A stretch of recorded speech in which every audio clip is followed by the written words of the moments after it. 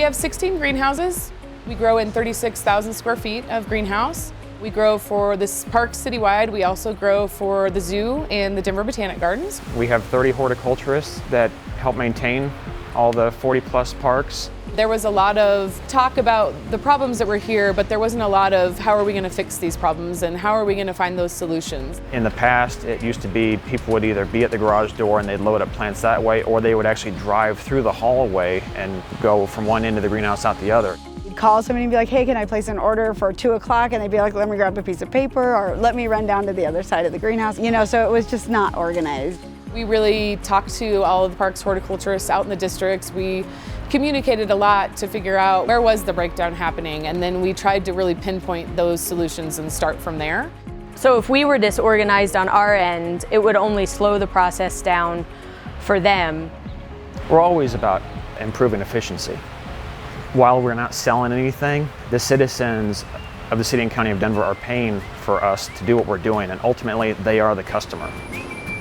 So when I first took over the greenhouse and started using the black belt techniques and some of the processes, looking at the A3, you know, the biggest thing there was what's the current state and where do we want to go? So the current state for the greenhouse at that time was a lot of chaos and also a lot of frustration for people. What we did was we started using all of our doors, and the way we are able to do that is that we actually pull the orders for them ahead of time, and we place them at the back of the greenhouses towards the doors.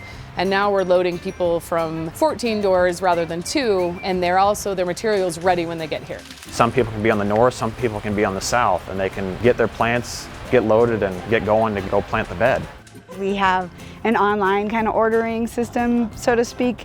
Like we send an email basically that has the beds that we're picking up and what's in them, and then we send that to them as an Excel sheet, and then they're able to pull the orders that way. You can pick your date and your hour that you're picking up, and you can pick your bed number there. So for us, you know, much less room for error. We can just drop it right into the spreadsheet, and then we can actually sort and find what we're doing for each day. So good organization is key from the very beginning all the way through. We see that there's a problem, we talk about it, we communicate together as a team, hey, we see this, it's a problem, and then we figure out a way to make it right. If it wasn't what it is now, I can't imagine how we would operate.